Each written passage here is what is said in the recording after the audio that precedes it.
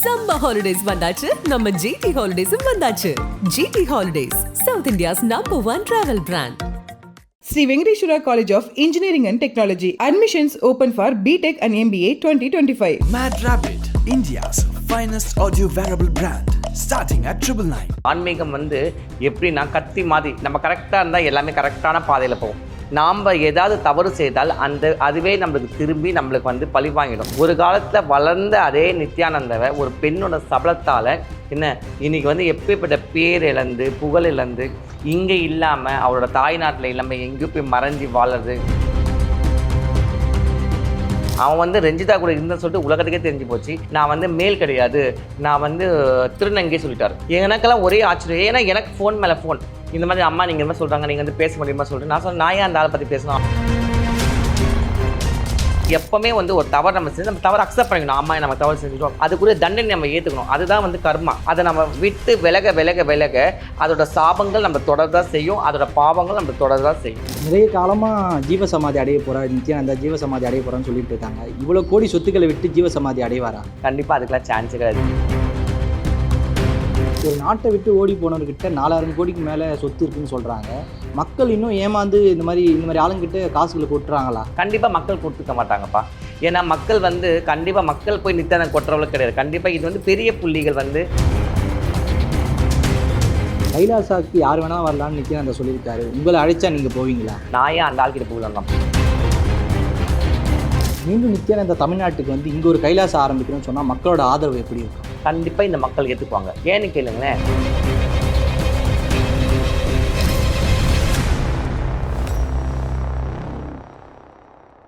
அண்மையில் ஒரு செய்தி சோஷியல் மீடியாவில் தீயாக பரவிட்டுருக்கு.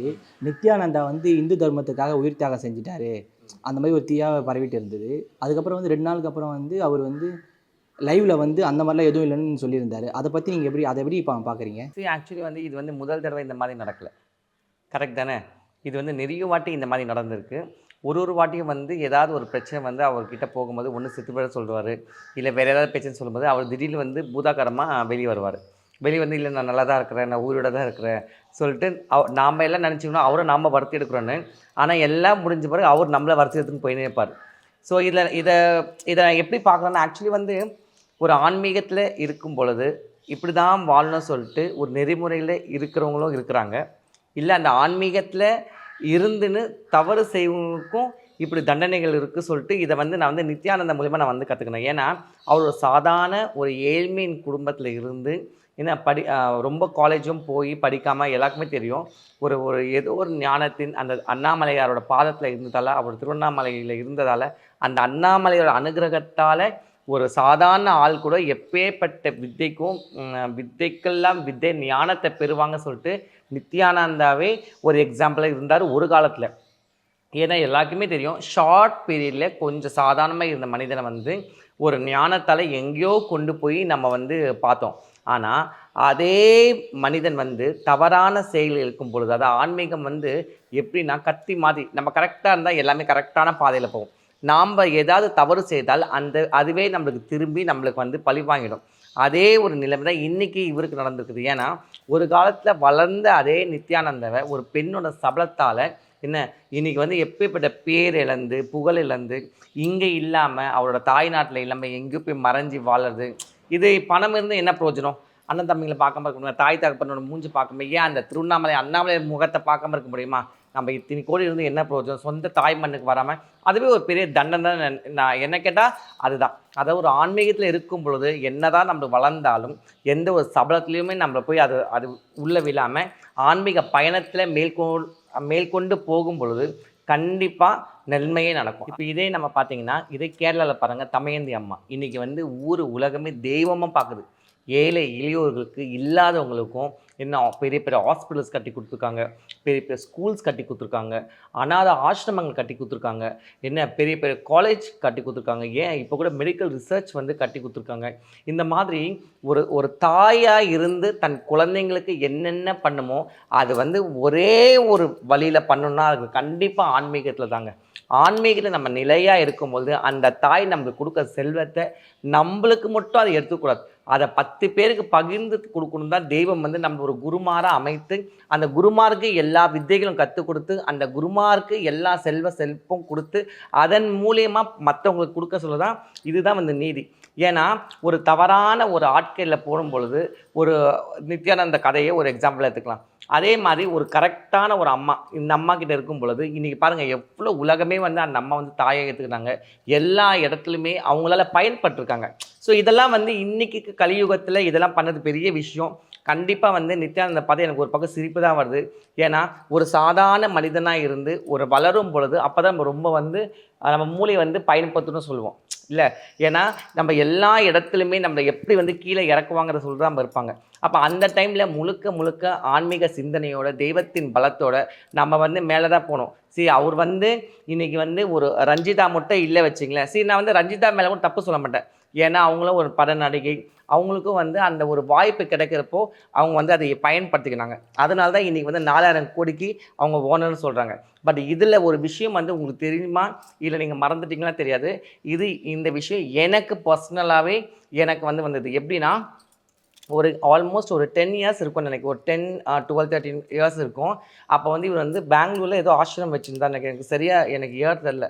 அப்போ வந்து இவருக்கு வந்து இந்த பிரச்சனை அப்போ தான் ஆரம்பிக்குது. இவர் என்ன பண்ணிட்டார், டக்குன்னு நான் வந்து மேல் கிடையாது, நான் வந்து திருநங்கை சொல்லிட்டார்.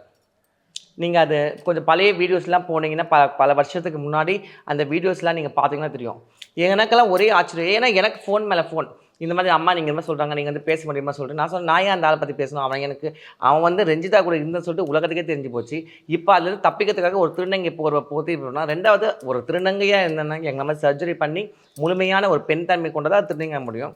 அவன் நல்லா உல்லாசமாக இருந்துட்டு திடீர்னு வந்து லேடிஸ் மாதிரி புடவை கட்டிட்டு ஒரு மாதிரி பண்ணுறது நீங்கள் பார்த்துட்டு எனக்கு பொட்டெல்லாம் வச்சுட்டு மேக்கப்லாம் பண்ணிவிட்டு, ஸோ அதெல்லாம் வந்து ஒரு ஐடென்டிஃபிகேஷன் மறைக்கிறதுக்காக, ஒரு தவறை மறைக்கிறதுக்காக ஒரு ஜெண்டரை கூட அவங்க வந்து ரொம்ப கொச்சமாக பார்த்துனாங்க. ஸோ இந்த விஷயத்தில் வந்து நான் நித்யானந்தாவை ஒரு நாளும் மன்னிக்கவே மாட்டேன். மேபி அது வந்து அன்னைக்கு அவர் சேர்ந்த அந்த பாவத்தின் செயல் தான் இன்றைக்கி இந்த மண்ணில் இருந்து கூட விரட்டி விட்டுருக்கான்னு நான் நினைக்கிறேன். ஏன்னா எப்போவுமே வந்து ஒரு தவறு நம்ம செஞ்சு நம்ம தவறு அக்செப்ட் பண்ணிக்கணும். அம்மா நம்ம தவறு செஞ்சுட்டோம், அதுக்குரிய தண்டனை நம்ம ஏற்றுக்கணும். அதுதான் வந்து கர்மா. அதை நம்ம விட்டு விலக அதோட சாபங்கள் நம்ம தொடர்தான் செய்யும், அதோட பாவங்கள் நம்ம தொடர்தான் செய்யும். நிறைய காலமாக ஜீவசமாதி அடைய போகிறார் நித்யானந்தா, ஜீவசமாதி அடைய போகிறான்னு சொல்லிட்டு இருக்காங்க. இவ்வளோ கோடி சொத்துக்களை விட்டு ஜீவசமாதி அடைவாரா? கண்டிப்பாக அவர்லாம் ஜீவசமாதி எப்படி அடைய முடியும்? அவர் தான் கோபியர்கள் மாதிரி சுற்றி வாழ்ந்துருக்கிறாரு.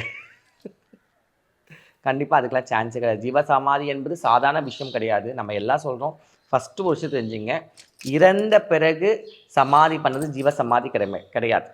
அது ஜீவசமாதினா என்னன்னு என்னோட குருமார்கள் சொல்லி கொடுத்ததை நான் உங்களுக்கு சிலவற்றை சொல்கிறேன். நான் ஜீவசமாதி என்பது நம்ம கடைசி காலத்தில் அந்த பிராணாயான்னு சொல்லுவாங்க. அதாவது ரொம்ப அதாவது சாப்பிட ஃபஸ்ட்டு கட் பண்ணிடுவாங்க. அதாவது ஃபஸ்ட்டு 3 வேளை சாப்பிடுவாங்க. அப்புறமா அது வந்து 2 வேளை கூட ஆக்க மாட்டாங்க, ஸ்ட்ரெயிட்டாக 1 வேளை ஆக்கிடுவாங்க. அந்த 1 வேலையுமே கொஞ்சமாக கட் பண்ணி காற்றுல வந்து சுவாசிக்க ஆரம்பிப்பாங்க. காற்று தான் அவங்களுக்கு வந்து ஃபுட்டே. அதே மாதிரி தண்ணி. ஸோ அந்த மாதிரி வெரி லிமிட்டட் ஆகிடுவாங்க. அதில் பார்த்திங்கன்னா அதில் அவங்களுக்கு தெரிஞ்சிடும் இந்த டைமில் நம்மளால் நம்ம உயிரை வந்து எடுக்க முடியும் சொல்லிட்டு. அது எப்படி எடுப்பாங்கன்னா, ஒரு குழி மாதிரி கீழே தோண்டி அதில் வந்து அந்த 6வது சக்கரம் மூலியமாக இந்த தலை இருக்குது பார்த்திங்களா, இந்த கபாலம், இதுதான் கபாலம். இந்த கபாலத்தை அம்மா வந்து கையில் வச்சுருப்பா. இந்த கபாலம் மூலியமாக அந்த உயிர் வந்து பிரியும். அதுதான் உண்மையான ஜீவசமாதி. அதாவது அந்த கீழே போயிட்டு அந்த தியான நிலைமையிலேயே அந்த ஜீவன் வந்து வெளியே வரணும். அந்த ஜீவன் வெளியே வரும் பொழுது அதை அப்படியே வந்து பேக் பண்ணி அப்படியே உள்ளே வந்து வச்சுருப்பாங்க. அது மேலே சிவலிங்கமோ இல்லை அவங்களுக்கு என்ன தெய்வங்கள் வந்து அவங்களுக்கு வந்து ஆவாகனம் அவங்க வந்து வழிபாடில் இருந்தாங்க, அந்த தெய்வங்களை வச்சு பண்ணும்போது அந்த இடமே சூட்சமாயிடும். புரியுதா உங்களுக்கு? இதுதான் உண்மையான ஜீவசமாதியோட அடையாளம். அதை விட்டுட்டு செத்து போன பிறகு அவங்கள கொண்டு போயிட்டு சமாதியை பண்ணிட்டு ஜீவசமாதி சொல்லக்கூடாது. இப்போ நீங்கள் வந்திருக்க இடமே திருவெற்றூர். இங்கே யார் மெயின்? பட்டினத்தார். அதே வாசலில் தான் நான் இருக்கிறேன்.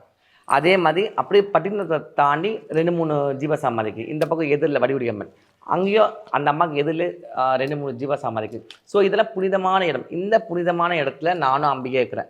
எனக்கும் ஆசை தான் ஜீவசமாதி ஆகணும்னு. பட் ஆனால் அதுக்கு நம்ம தகுதி ஆனவங்களா? அதுக்கு அம்பிகை வந்து நம்ம ஏற்றுக்குவாளா? அந்த அளவுக்கு நம்ம இன்னும் ப்ராக்டிஸ் பண்ணணும். நிறைய விஷயங்களுக்கு ஆன்மீகம் வந்து முயற்சி இல்லை, அது ப்ராக்டிஸ். அது ப்ராக்டிஸ் பண்ண தான் நம்மளை வந்து அந்த மோல்டு பண்ணி ஷேப் கொண்டு போகும். அதை விட்டுட்டு சும்மா உட்காந்து இருந்துட்டு எனக்கு பதில் நீ பண்ணுனா அப்படி ஒரு விஷயமே உலகத்தில் கிடையாது. அவர் உயிர் தியாகம் செஞ்சிட்டாருன்னு சொன்னது அவர் உறவினரில் ஒரு ஆள் தான். ஆனால் அதை பற்றிலாம் அவர் பேசவே இல்லை. இதெல்லாம் ஒரு பப்ளிசிட்டிக்காக பண்ணுறான்னு பேசிக்கிறாங்க. அதை எப்படி பார்க்குறீங்க? ஆக்சுவலி வந்து நித்யானந்தாவை ஃபஸ்ட்டு வந்து நம்ம பேசுறதுக்கு தகுதிக்கு தான் ஃபஸ்ட்டு பார்க்கணும். ஏன்னா ஒரு ஆன்மீகத்தில் இருந்து எவ்வளோ தூரம் கொள்ளை அடிக்க முடியுமோ எவ்வளோ தூரம் நம்ம வந்து ஏமாந்து தான் நம்ம சொல்ல முடியும். ஏன்னா எனக்கு என்ன ஒரு ஆச்சரியம்னா இன்றைக்கி வந்து இல்லாதப்பட்டவங்க தவறு செஞ்சால் வச்சிங்களேன் உடனே அரெஸ்ட் பண்ணி தூக்கிக்குள்ளே வச்சிடுறாங்க. இல்லைன்னா ஒரு சின்ன பிரச்சனை இருந்தால் கூட அது பூதாகரமாக ஆரம்பித்து அதை பிடிச்சிருக்காங்க. பணம் இருந்தால் அதில் பாதாள வரைக்கும் பாயம் சொல்லிட்டு நித்யானந்த கேஸே நம்ம எடுத்துக்கலாம். ஏன்னா அவர் மேலே இத்தனை கேஸ் போட்டும் இத்தனை கேஸ் ஃபைல் பண்ணி கூட ஒரு இந்தியன் கவர்மெண்ட்டே நினச்சிருந்தா கூட பண்ணிக்கலாம். பட் ஆனால் ஏன் பிடிக்கல? அவர் கவர்மெண்ட் நினச்சா பிடிக்காதா சொல்லுங்க பார்ப்போம். இன்றைக்கி வரைக்கும் நித்யானந்தா அரெஸ்ட் பண்ணல யாருமே. என்ன நடக்குது சொல்லிட்டு இது வரைக்கும் நம்மளுக்கு வந்து ஒரு எப்படி சொல்கிறது, ஒரு குழப்பமாகவும் இருக்குது, ஒரு புதிராகவும் இருக்குது. என்ன நடக்குதுன்னே தெரியல. சரியா? அதே மாதிரி அவர் வந்து கைலாசா சொல்லிட்டு ஒன்று ஆரம்பித்தார். அங்கே பார்த்தீங்கன்னா அமெரிக்காவிலே கண்ணில் விரல விட்டு ஆட்டுறாருன்னா இதெல்லாம் எப்படி ஒரு பக்கம் நம்மளுக்கு வந்து இவரோட வளர்ச்சியை வந்து நம்ம வந்து புகழறதா இல்லை இந்த ஆளுக்கு ஏதாவது மென்டலி டிஸார்டர் ஆகிடுச்சா தான் நம்ம நினைக்கிறோம். ஆனால் என்னை பொறுத்தவரைக்கும் அவர் வந்து கரெக்டாக கிளியராக இருக்கிறார். அமெரிக்காவில் போயிட்டு இவ்வளோ ஒரு பிரச்சனை நடந்துக்குன்னா அமெரிக்கா கவர்மெண்ட் ஏன் ஒன்றும் அரெஸ்ட் பண்ணாமல் இருக்குது? ஒரு நாட்டை விட்டு ஓடி போனவர்கிட்ட 4000 கோடிக்கு மேலே சொத்து இருக்குன்னு சொல்கிறாங்க. மக்கள் இன்னும் ஏமாந்து இந்த மாதிரி ஆளுங்கிட்ட காசுகளை கொட்டுறாங்களா? கண்டிப்பாக மக்கள் கொடுத்துக்க மாட்டாங்கப்பா. ஏன்னா மக்கள் வந்து கண்டிப்பாக மக்கள் போய் நித்தியானந்தா கொட்டுறவளுக்கு கிடையாது. கண்டிப்பாக இது வந்து பெரிய புள்ளிகள் வந்து அவங்களோட பணப்புழக்கங்களை அவர் மூலியமாக யூஸ் பண்ணிக்கிறாங்க. அதுதான். ஏன்னா கோடிக்கணக்கில் மக்கள் எங்கே போவாங்க? அன்றாட மக்களுக்கு இன்றைக்கி அன்றாட வாழ்க்கையை இன்றைக்கி கஷ்டப்படுற மக்கள் இதெல்லாம் வந்து இவ்வளோ ஒரு அமௌண்ட்டெல்லாம் வந்து கண்டிப்பாக வந்து கோடீஸ்வரங்க தான் வந்து இதெல்லாம் முன்னின்று இதில் வந்து இந்த பணப்புழக்கத்தை வந்து வச்சுருக்காங்க. நித்யானந்தா கிட்ட நீங்கள் பார்க்குற ஒரு நல்ல விஷயம் என்ன, ஒரு நெகட்டிவான விஷயம் என்ன? பாசிட்டிவ்னு பார்த்தீங்கன்னா ஒரு சாதாரண ஒரு மனிதனாக இருந்து ஆன்மீக நெறியில் ஆன்மீக வழியில் என்ன அந்த பரமேஸ்வரன் அருளால் அந்த அருணாச்சலேஸ்வரர் அனுகிரகத்தால் இன்றைக்கி இந்த அளவுக்கு வளர்ந்த மனிதன் ஒரு பெண் சபலத்தால் எல்லாமே இழந்தது, அந்த பேர் புகழ் இழந்தது தான் நான் வந்து இதை மைனஸாக பார்க்குறேன். அதே மாதிரி வந்து இவர் நினச்சிருந்தால்னா ஈஷா மாதிரி இன்றைக்கி பெரிய ஆசிரமம் கட்டி இன்றைக்கி உலகத்துக்கே பெரிய ஒரு விஷயத்தை கொண்டு போய்க்கலாம். ஒரு பெண் என்ற அந்த மாய வலையில் விழுந்து இன்றைக்கி வந்து இத்தனை கோடி இருந்து என்ன பிரயோஜனம்? ஒன்றுமே இல்லாமல் இன்றைக்கி போய் ஹைட் அண்ட் சீக் மாதிரி அவர் போய் உட்காந்துருக்குது. இது எல்லாருக்குமே ஒரு வருத்தம், ஒரு சேட் தான். ஒரு ஆன்மீகத்திலிருந்து பார்வையாக பார்க்கும்போது அது எனக்கே கொஞ்சம் மன வருத்தமாக தான் இருக்குது. சமீப காலமாக சாமியார்கள் எல்லாம் சர்ச்சையில் மாட்டுறாங்களே, அதை பற்றி உங்களோட கருத்து என்ன? அதாவது எல்லா சாமியார்களுமே சர்ச்சையில் மாட்டுறாங்களா? கிடையாது. தவறு பண்ணுற சாமியாருக்கு மட்டும் தான் சர்ச்சையில் மாட்டுறாங்க. அதாவது இப்போ வந்து இது கலியுகம். இந்த கலியுகத்தில் யார் தவறு செஞ்சாலும் அதோட பலன் உடனே வந்தது. கர்மா வந்து முன்னெல்லாம் வந்து செத்து போன பிறகு தான் நரகத்தில் போய் அடி வாங்கும், உதவாங்கும், எண்ணெயில் போட்டு வறுப்பேன்னு சொல்லுவாங்க. பட் இப்போ அப்படி கிடையாது. நீங்கள் பண்ணிங்கன்னா சாயந்தரமே உங்களுக்கு ரிசல்ட். அதாவது கலியுகத்தில் அந்த மாதிரி ஒரு ஸ்பீட். ஸோ அதே மாதிரி எந்தெந்த சாமியார்கள் அன்னையின் பேர் சொல்லி இல்லை சிவனோட அப்பன் பேர் சொல்லி சொல்கிறாங்களோ அவங்க ஏமாத்துவங்க அத்தனை பேருக்குமே தண்டனை உறுதி. அதை அவங்க அசிங்கப்பட்டு நம்ம எல்லாம் பார்த்துன்னு தான் இருக்கிறோம். சமீப காலத்தில் எவ்வளோ விஷயங்களை பார்த்துக்கணும். அதனால் நியாயமான நெறியில் தர்மத்தின் வழியில் போகும் பொழுது கண்டிப்பாக அன்னை வந்து நம்ம பக்கத்துல நிற்பாள். இல்லைன்னா அவளே அழித்து அதில் பாதாளத்தில் விட்டுருவாள். அதுதான் இப்போ நடந்துனுக்குது. அப்போ நமக்கு தெரியணும் நம்ம யார்கிட்ட போகிறோம், எந்த மாதிரி ஆள்கிட்ட போகிறோம் சொல்லிட்டு தெரிஞ்சு நம்ம போகணும். கைலாசன்னு ஒரு நாடு இருக்கா? கைலாசா ஒரு நாடு இருக்குன்னு அமெரிக்காவை சொல்லிடுச்சு இல்லை. பட் ஆனால் வந்து அது ஒரு மாயை நாடுன்னு சொல்லிடுச்சு. அதாவது இப்போ இந்தியான்னு ஒரு நாடு இருக்குது. இந்தியாவில் எல்லாமே இருக்குது. அதே மாதிரி தாய்வான், சிங்கப்பூர் இதில் ஒரு நாடு அதே மாதிரி கைலாஸ் சொல்லிட்டு ஒரு நாடே இல்லை. ஒரு இமேஜினரி, அதாவது இவங்க வந்து மாயை வலை இவங்களே நினச்சி மக்களை வந்து உலகத்தை வந்து ஏமாத்துறதுக்காக இந்த ஒரு போர் போட்டிருக்காங்கன்னு சொல்லிட்டு அமெரிக்கா வந்து ரொம்ப திட்டவட்டமாக சொல்லிடுச்சு. அதே மாதிரி இந்த பழங்குடியர்கள் கிட்டப்போ அவங்க ஏமாற்றும் பொழுது அங்கே யார் போனாங்களோ அத்தனை பேருமே நாடு கடத்துறதுக்காக சொல்லியிருக்காங்க. இதெல்லாம் வந்து தக்க நல்ல தண்டனை. எனக்கு நாடு கடத்துக்கு அவங்க வந்து உலகத்தை விட்டு அமிச்சுன்னு சொல்கிறேன் நான். அவங்க முன்னாடி தூக்கில் தொங்க விட்டுருந்தோம் இவங்களெல்லாம். அப்போ தான் இந்த மாதிரி பனிஷ்மெண்ட் இருந்தால் தான் மற்றவங்க யாருமே இது மாதிரி பண்ணுறதுக்கு பயப்படுவாங்க. இன்னொரு விஷயம் பாருங்கள், ஏழைகளுக்கு இறைவன் எப்பவுமே துணையாகவே நிற்பான். ஏன்னு சொல்கிறேன்னா நல்லா பாருங்கள், இவங்க வேறு இவ்வளோ நாள் எங்கெங்கேயோ போய் திருட்டுத்தனம் பண்ணிக்கிறாங்க. அப்போல்லாம் வந்து இந்த அளவுக்கு ஒரு பேசும் பொருளாக நடக்கலை. ஆனால் ஒரு படிக்காத பாமர மக்கள் பழங்குடியினர் அவங்க வந்து காலங்காலமாக அந்த மலையிலே வாழ்ந்து அப்படியே அந்த ஜென்ரேஷனில் வாழ்கிறவங்க கிட்ட போய் இவங்க கைபிடிச்ச காட்டணுன்னு இன்றைக்கி உலகமே இவருக்கு ஆப்போசிட்டமாக இருக்குது. இதுதான் கர்மா. அதாவது தெய்வம் எல்லா இடத்துலையும் ஸ்தாபித்து இருக்குது. இதுதான் நான் எப்போதுமே சொல்வேன். அதனால தான் சொல்கிறேன், ஜீவராசிகளையோ இல்லை மற்ற வாயில்லாத ஜீவராசிகள் நம்ம பண்ணும் பொழுது நம்மளுக்கு எல்லாமே நடக்கும். புயல் வரும், மழை வரும், வெயில் வரும், பாதாளத்துலேருந்து எத்துக்கே வரும், குழந்தைன்னு போவோம், எல்லாமே நடக்கும். நம்ம எப்படி இந்த உலகத்தில் வந்து வாழறதுக்கு நம்ம தகுதியானவங்களோ அதே மாதிரி உலகத்தில் அம்பாளால் படைக்கப்பட்ட அத்தனை ஜீவராசிகளுமே தகுதியானவங்க தான். ஸோ இதனால தான் இவர் போய் இப்போ மாட்டனுக்கு, ஏன்னா இல்லாதவங்க ஒரு பழங்குடினா யார், ரொம்ப ஆதி காலத்தில் ஆதிவாசிகள் தான் அவங்களுக்கு. அந்த ஆதிவாசிகளை போய் தொட்டதால் தான் இன்றைக்கி இவருக்கு இவ்வளோ பெரிய நிலைமை.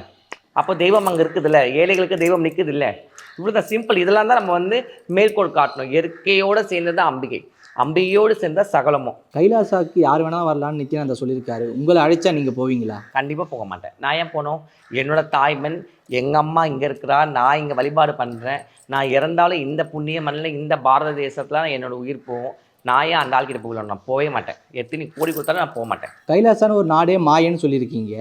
உங்கள் சக்தியை வச்சு அவர் இப்போ எங்கே இருக்காருன்னு உங்களுக்கு ஏதாவது தெரியுமாமா? அப்படின்னு பார்த்தா இந்த உலகத்தில் வந்து எத்தனையோ பேர் ஆன்மீகவாதிகள் இருக்காங்க. அவங்க போய் நம்ம கேட்க முடியுமா அவங்க சக்தி வச்சு நித்யானந்தா எங்கே இருக்க சொல்லிட்டு? சரி, அவங்கவுங்க கர்ம பலன் தான் எல்லாமே நடக்கும். கரெக்ட் தானே? சரி, நித்யானந்த பண்ண பூஜா பலன், நித்யானந்த கர்ம பலன் இன்றைக்கி வந்து திருவண்ணாமலையில் இருந்ததால் அவருக்கு இத்தனை செல்வம் வந்தது. பட் ஆனால் அதே தவறுகள் பண்ணதால் அந்த மண்ணிலேருந்து விலகி வச்சாங்க. உண்மையா இல்லையா? அதனால நம்ம போய்ட்டு அண்ணாமலை கோயிலில் போய்ட்டு சொல்ல முடியுமா உங்கள் மண்ணில் தானே இத்தனை கோடி வந்தது, நீங்கள் அந்த கோடி எடுத்துக்கங்க சொல்லிட்டு? கிடையாது. ஒருத்தரும் தனிப்பட்ட நபர்களோட விஷயத்துக்குள்ளே இறைவன் மட்டுமே ஸ்தாபித்து இருப்பான். நம்ம நல்லது பண்ணாலும் சரி, கெட்டது பண்ணாலும் சரி. புரியுதா உங்களுக்கு? அதனால் நம்ம இங்கே மை போட்டு பார்க்கல, நம்ம வந்து பரிகாரம் பண்ணிட்டு இருக்கோம். ஒரு மை போட்டு பார்க்குறது அதெல்லாம் வந்து ஆதி காலத்துலேயே முடிஞ்சிருச்சு. அதெல்லாம் அந்த காலத்தில் நீங்கள் சொல்கிறதுல வந்து 300-400 வருஷத்துக்கு முன்னாடி இருந்தாங்க உண்மையான தாந்திரிகவாதிகளும் மாந்திரிகவாதிகளும். சரியா? இன்றைக்கி அந்த மாதிரி இருக்காங்களா? கிடையாது. மீண்டும் நித்யானந்தா தமிழ்நாட்டுக்கு வந்து இங்கே ஒரு கைலாசம் ஆரம்பிக்கிறேன்னு சொன்னால் மக்களோட ஆதரவு எப்படி இருக்கும்? கண்டிப்பாக ஏற்றுக்குவாங்க. கண்டிப்பாக இந்த மக்கள் ஏற்றுக்குவாங்க. ஏன்னு கேளுங்களேன், மக்கள் பொறுத்த வரைக்கும் நித்யானந்தா எந்த பெண்களோட உறவு வச்சாங்க சொல்லிட்டு அங்கே பிரச்சனையே கிடையாது. அது அவரோட பர்சனல். ஆனால் என்ன இங்கே கேள்வினா, ஒரு ஆன்மீக இதில் இருந்து இப்படி பண்ணும் பொழுது தான் எல்லாருக்கும் ஒரு மாதிரி ஒரு கில்ட்டி ஃபீலிங், வேறு ஒன்றுமே கிடையாது. அது அவரோட பர்சனல். அது கரெக்ட் தான் நான் சொல்கிறது. இப்போ இவர் ஒரு ஆணாக இருந்து இன்றைக்கி எவ்வளோ பேர் வந்து தவறுகள் செய்கிறாங்க. நம்ம அதெல்லாம் இப்போ கணக்கு ஒரு ஹீரோ இருக்காங்க, ஹீரோயின்ஸ் இருக்காங்க, ஒரு லவ் பண்ணுற சொல்லிட்டு எத்தனை பேர் வந்து இன்றைக்கி கல்யாணம் பண்ணாமே குழந்தைய கொடுத்துட்டு போயிடுறாங்க. இன்றைக்கி கல்யாணம் பண்ணி எத்தனை பேர் வந்து 2 மனைவி 3 மனைவி சொல்லிட்டு இன்றைக்கி நான் போயின்னுக்கிறாங்க. அதெல்லாம் நம்ம பார்த்துன்னுக்கோம். ஸோ அதெல்லாம் நம்ம வந்து எடுத்து மேற்கூட காட்ட முடியாது. பட் ஆனால் ஒரு ஆன்மீகத்தில் இருக்கும் பொழுது நம்ம சன்னியாச துறவி வாழ்க்கை வாழணும். வாழ்ந்தால் தான் ஆன்மீகம். எல்லாத்தையும் பக்கபலமாக வச்சுக்கின்னு சுற்றி இருக்கும்போது அது ஆன்மீகம் நல்லா இருக்காது. அது ஸோ அதனால தான் ஒரு விஷயம் வந்து நித்யானந்தா மேலே எல்லாருக்குமே ஒரு மக்களுக்கு ஒரு ஒரு ஒரு ஒரு பேட் வைப்ரேஷன், அவ்வளோதான். இவங்கள மாதிரி ஆட்கள்னால மக்களுக்கு ஆன்மீகத்துக்கு மேலே நம்பிக்கை போயிடுதுன்னு நினைக்கிறீங்களா? மக்கள் ஆன்மீகத்தை நம்பலாமா? ஆன்மீகம் தெய்வத்தை நம்பணும், நம்ம ஏன் மனிதர்கள் நம்பணும்? அப்போ யார் மேலே தப்பு? மக்கள் மேலே தப்பா, இல்லை இந்த மாதிரி போலீஸ் சாமியார்கள் இருக்காங்களா அவங்க மேலே தப்பா? மக்கள் தெய்வம் வந்து உன்னுள் தான் தெய்வம் இருக்குது. அதை நீ வந்து கரெக்டான வழியில் பண்ணும்போது தான் உன்னோட 6 சக்கரம் இயங்க ஆரம்பிக்கும். அந்த 6 சக்கரம் இயங்க ஆரம்பிக்கும் போது தான் நீ வந்து ஒரு நல்ல நிலைக்கு வருவ. அதுதானே ஆன்மீகம். கரெக்ட் தானே? அதை விட்டுட்டு அவன் இப்படி சொல்கிறான், இவன் இப்படி சொல்கிறான், இவன் இப்படி சொல்கிறான்னு சொல்லிட்டு போனால் அது எப்படி ஆன்மீகமாக முடியும்? ஓகேம்மா, நன்றி. நன்றி. சம்மர் ஹாலிடேஸ் வந்தாச்சு, நம்ம ஜிடி ஹாலிடேஸும் வந்தாச்சு. GT holidays, south India's #1 travel brand. Sri Venkateshwara College of Engineering and Technology. Admissions open for BTech and MBA 2025. Mad Rabbit, India's finest audio wearable brand, starting at 999.